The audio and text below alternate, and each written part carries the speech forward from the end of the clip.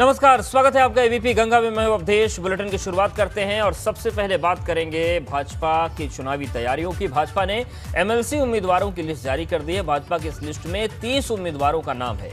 इस लिस्ट में मुरादाबाद बिजनौर से सत्यपाल सैनी को प्रत्याशी बनाया गया है, तो वहीं आजमगढ़ मऊ सीट से भाजपा ने अरुण यादव को उम्मीदवार बनाया है। अरुण यादव सपा के नवनिर्वाचित विधायक और पूर्व सांसद रमाकांत यादव के बेटे हैं। तो वहीं पूर्व प्रधानमंत्री चंद्रशेखर के परिवार से रविशंकर सिंह पप्पू को बलिया से टिकट दिया गया है। इस लिस्ट में सबसे चर्चित चेहरे हैं प्रांशु दत्त द्विवेदी, जो कि भारतीय जनता युवा मोर्चा के यूपी प्रदेश अध्यक्ष हैं। प्रांशु को इटावा फर्रुखाबाद से प्रत्याशी बनाया गया है।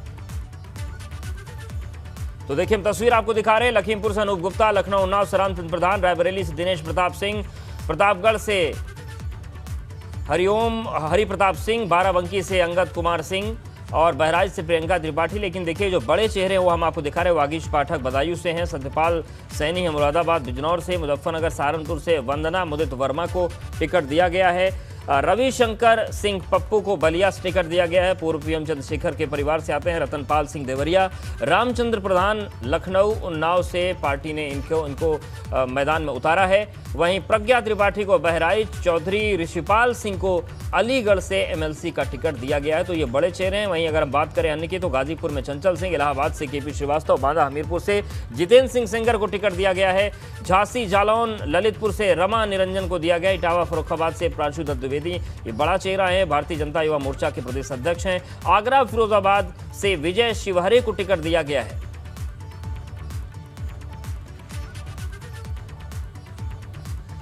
एमएलसी की 30 सीटों पर बीजेपी ने प्रत्याशियों की लिस्ट जारी की है। भाजपा के प्रदेश महामंत्री अनूप गुप्ता ने कहा कि विधानसभा में भाजपा के पास बहुमत है और इस बार विधान परिषद में बहुमत हासिल करने के लिए पार्टी ने 30 उम्मीदवार उतारे हैं।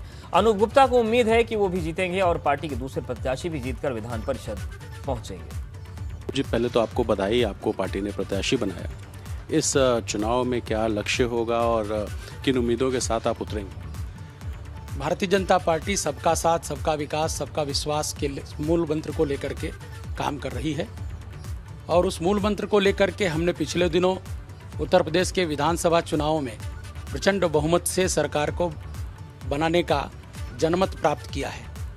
अब भारतीय जनता पार्टी स्थानीय निकाय के इन विधान परिषद चुनावों में अपने ज़्यादातर कार्यकर्ताओं को आज उतार करके और भारतीय जनता पार्टी जनता का प्यार और स्नेह पाने के लिए इन चुनावों में भी जा रही है।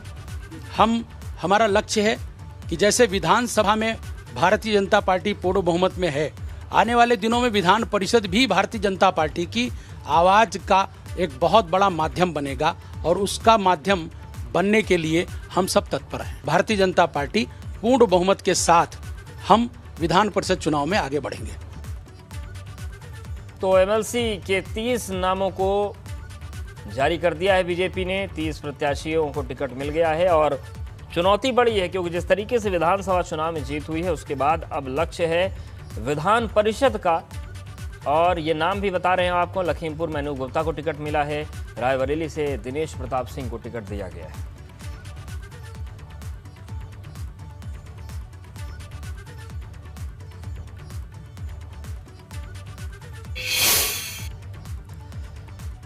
गाजीपुर में विधान परिषद सदस्य प्रत्याशी विशाल सिंह चंचल ने अपने चुनावी कार्यालय का उद्घाटन किया। इस मौके पर भाजपा जिला अध्यक्ष के साथ ही भाजपा ब्लॉक प्रमुख और कई जिम्मेदार लोग मौजूद रहे। विशाल सिंह चंचल का कहना है कि ये चुनाव जनता की ओर से चुने गए जनप्रतिनिधियों का चुनाव है और चुने हुए जनप्रतिनिधि हमेशा चाहते हैं कि सत्ता के साथ रहें, क्योंकि उनके क्षेत्र का विकास तभी होगा जब वो सत्ता के साथ रहेंगे।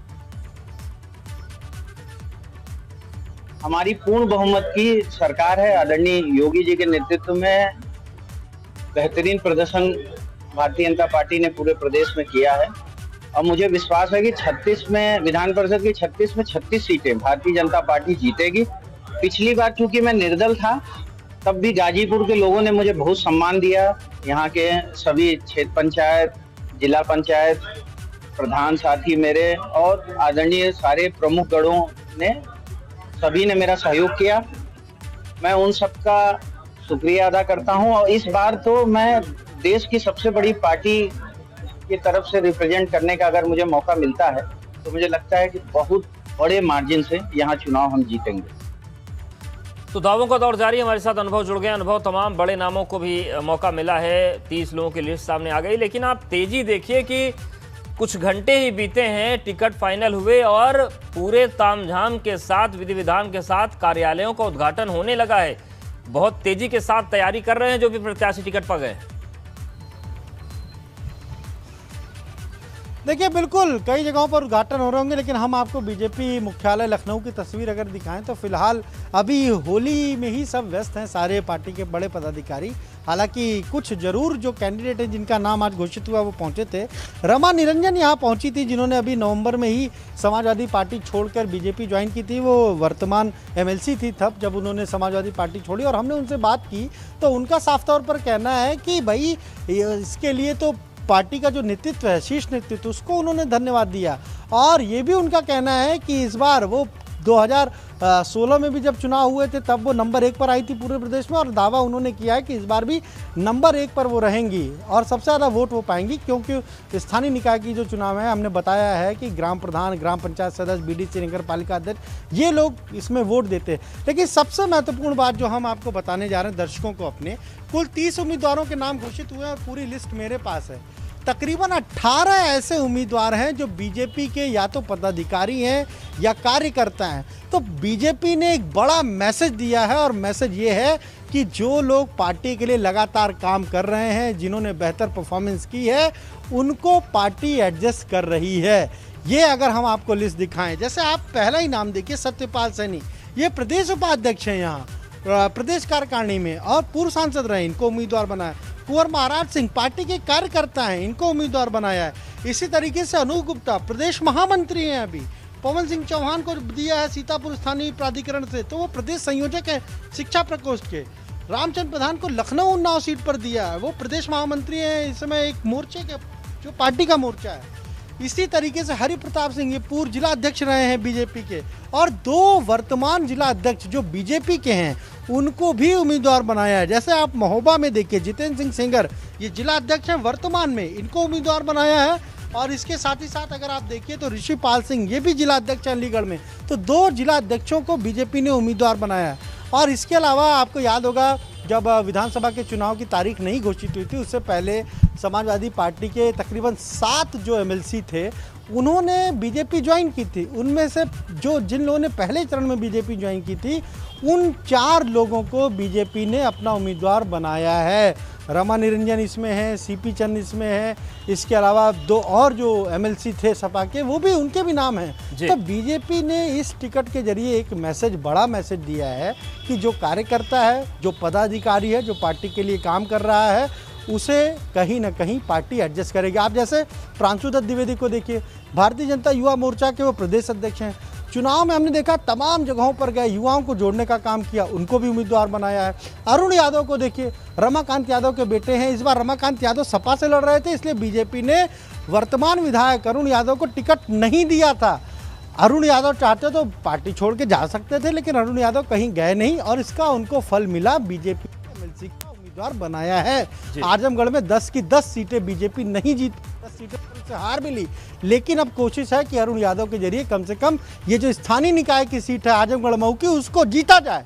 तो ये बीजेपी ने एक स्ट्रेटजी के तहत अपने जो उम्मीदवार हैं उनकी सूची जारी की है, अपने उम्मीदवार तय किए।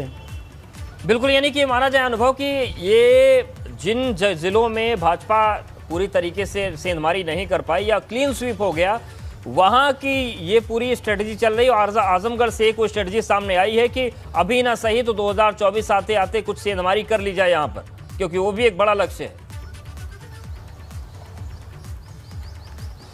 देखिए, बिल्कुल कोशिश तो यही है, और ख़ास तौर से ये भी कोशिश है कि जिन लोगों को टिकट नहीं दिया, जिनको वादा किया था हो सकता है उनको टिकट नहीं दिया, तो उनको भी कहीं ना कहीं एडजस्ट किया जाए। अब हरिओम पांडे को आप देखिए, 2014 में वो सांसद बने, 2019 के लोकसभा चुनाव में उनको टिकट मिला नहीं। पार्टी में तमाम बार वो हमें यहीं मिलते रहे, प्रदेश कार्यालय पर ही मिलते रहे, तो कुछ बातें उनसे हुई रही होंगी और अब पार्टी ने उनको उम्मीदवार बनाया है। तो ये कोशिश है, कई तरह के मैसेज है। एक मैसेज तो कार्यकर्ता के बीच बीजेपी ने दिया है कि देखिए जो कार्यकर्ता है पार्टी का, उसके विषय में पार्टी सोचती है, और जब भी जहां मौका लगेगा तो कार्यकर्ताओं को समायोजित करने का काम पार्टी में किया जाएगा। दूसरा, जिन जिलों में पार्टी की स्थिति कमज़ोर रही है वहाँ के भी लोगों को, और ख़ास तौर से जो वहाँ पर अगर हम कहें कि जिनका प्रभाव है, ऐसे लोगों को भी उम्मीदवार पार्टी ने बनाया है ताकि उस ज़िले में ख़ास तौर से वहाँ का जो पार्टी का प्रतिनिधित्व है वो बना रहे और 2024 जो बात आपने कही तब तक एक अच्छा खासा अगर हम कहें तो पार्टी के लिए प्लेटफॉर्म भी तैयार हो सके। ये भी एक मैसेज है। तीसरा मैसेज ये है कि पार्टी के जो जिला अध्यक्ष हैं उनको भी उम्मीदवार बनाया है, यानी आप महोबा देख लीजिए, अलीगढ़ देख लीजिए। अगर हम बुंदेलखंड की बात करें तो 19 में से तकरीबन 16 सीटें जीती और वहाँ पर जो फ़ायदा मिला, वहाँ जो जिला अध्यक्षों ने काम किया उनकी भी मेहनत को अब पार्टी कहीं ना कहीं अप्रिशिएट कर रही है और इसीलिए दो जिला अध्यक्षों को इस चुनाव में उम्मीदवार बनाया है। तो एक तरफ तो जो लोग छोड़कर आए थे उनको भी उम्मीदवार बनाया है, ऐसे 7 में से 4 लोगों को तो उम्मीदवार बना दिया है। 6 नाम अभी और घोषित होने हैं। माना जा रहा है कि उसमें भी पार्टी कुछ इसी तरीके से, यानी पार्टी के कार्यकर्ताओं का, युवाओं का ये सारा समावेश देखने को मिलेगा। बिल्कुल, शुक्रिया अनुभव आपका जानकारी और अपडेट्स को देने के लिए। तो चुनावी तैयारी है और 30 लोगों के नाम सामने आ गए। गोरखपुर में होली मिलन समारोह की, जहां पर सीएम योगी आदित्यनाथ लोगों से मिल रहे हैं। लोग सीएम योगी के साथ सेल्फी लेते हुए दिखाई पड़ रहे हैं। साथ ही सीएम योगी कई बच्चों से भी मिले। आपको बता दें कि गोरखपुर में हर साल होली पर भव्य होली मिलन समारोह का आयोजन होता है और इस बार ये आयोजन काफी खास है। तो देखिए, 2 तस्वीरें आपको दिखा रहे हैं, बच्चों के साथ मुलाकात तस्वीरें और दूसरी तस्वीर लगातार लोगों के मिलने का सिलसिला लगातार जारी है। हमारे साथ हमारे सहयोगी विवेक भी लगातार जुड़े हैं। विवेक, आप भी गोरखपीठ में मौजूद हैं, फिलहाल क्या कार्यक्रम चल रहा है, क्या तस्वीरें वहां से सामने आ रही हैं? देखिए अवधेश, तस्वीरें आपको दिखाता हूँ। यहाँ गोरखनाथ मंदिर जो है परिसर उसका, यहाँ पर मैं खड़ा हुआ हूँ और कुछ देर पहले तक मुख्यमंत्री योगी आदित्यनाथ यहाँ पर स्वयं लोगों से मुलाकात कर रहे थे। ये सामने मंदिर परिसर है, आप देख रहे हैं, और मंदिर परिसर के बीच में गैलरी और ये आवासीय परिसर है, यानी ये यहाँ पर मुख्यमंत्री का आवास है और यहाँ पर उनका कार्यालय भी है। इसी कुर्सी पर, ये सामने आप जो सोफा देख रहे हैं, इसी सोफे पर अभी थोड़ी देर पहले यहाँ पर खड़े होकर पास में सब उनके बैठने का इंतजाम था। यहाँ से लोगों से मुलाकात करने के लिए यहाँ मुख्यमंत्री योगी आदित्यनाथ काफी देर तक खड़े रहे। करीब पौन घंटे तक लोगों ने उनसे मुलाकात की, उनको अभिवादन किया, उनको अपने जो तोहफे लेकर आए थे वो दिए, जो फूल मालाएं थी वो भेंट की, उनको प्रणाम किया। और अब चूंकि यहाँ आने का सिलसिला लोगों का लगातार जारी है और अब यहाँ पर जो लोग, चूंकि मुख्यमंत्री यहाँ से जा चुके हैं और ऊपर इस कार्यालय आप सामने देख रहे हैं, कार्यालय उसी के ठीक ऊपर रहते हैं, यानी ये आगे का हिस्सा है, इसके पीछे के हिस्से में मुख्यमंत्री रहते हैं। तो वो अपने आवास पर जा चुके हैं। लेकिन ये भीड़ देखिए, ये जो भीड़ आपको दिखाना चाहता हूं मैं, ये भीड़ वो लोग हैं जो यहाँ पर लगातार कार्यक्रम में आ रहे हैं। और ये लोग, कैमरामैन से कहूंगा कि ये दिखाएं, ये भीड़ इधर, ये जो लोग आए हुए हैं ये मुख्यमंत्री से मिलने के लिए कोशिश कर रहे हैं और पुलिस प्रशासन के लोग वहां पर इकट्ठा हैं, लाइन लगाकर, सबको लाइन लगाकर खड़ा कर दिया है। एक तरह से एक बाड़ बना दी है कि वहां से आगे कोई नहीं जा सकता। वहां से आगे सिर्फ गिने चुने लोगों को ही भेजा जा रहा है, जो लोग जिनको मुख्यमंत्री कह रहे हैं, जिनको यहाँ से आगे जाने की अनुमति है, वहां से उनको आगे जाने, यानी अंदर मुख्यमंत्री से मिलने और यहाँ से अंदर गैलरी से आगे जाके उनका आवास पड़ेगा, आवास में जाके उनसे मुलाकात करेंगे। तो ये लोग हैं, वो लोग हैं जो थोड़ा सा लेट आए हैं, थोड़ा सा विलंब से आए हैं। और इस दौरान जो सांस्कृतिक कार्यक्रम है, यानी जो होली का जो पारंपरिक माहौल होता है, जो समा माना जाता है, जो गीत संगीत का कार्यक्रम है, वो देखिए सामने वहां पर मंच सजा हुआ है, वहां पर गीत संगीत का कार्यक्रम चल रहा है। जो लोक गायक हैं वो यहाँ पर लोकगीत गा रहे हैं, होली के फाग गा रहे हैं, जो पारंपरिक होली के गीत है, जो पूर्वांचल के बड़े प्रसिद्ध गीत है और जो योगी आदित्यनाथ की विजय पर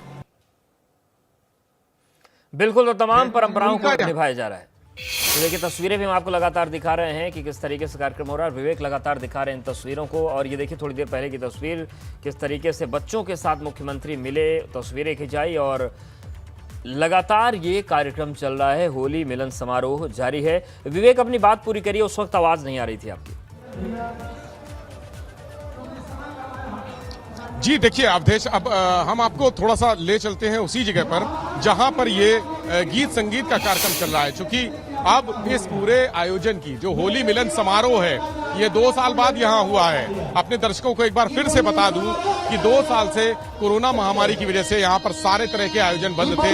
योगी आदित्यनाथ ने खुद ही लोगों से गुजारिश की थी, जो होली को उत्सव समिति है उनसे कहा था कि इस तरह के आयोजन ना करें, जिससे कोरोना महामारी को बढ़ावा मिले और लोग कोरोना संक्रमण के शिकार हो जाएं, भीड़ भाड़ वाले आयोजन से दूर रहें, ऐसे आयोजन ना करें जिसमें बड़ी संख्या में लोगों का जमावड़ा हो, एकत्र हो।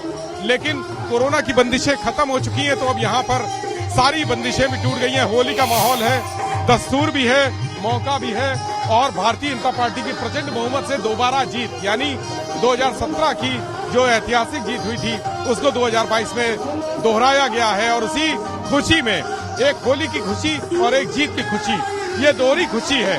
ये जो लोग बैठे हैं, जो झूम रहे हैं, गा रहे हैं, और आगे चलते हैं।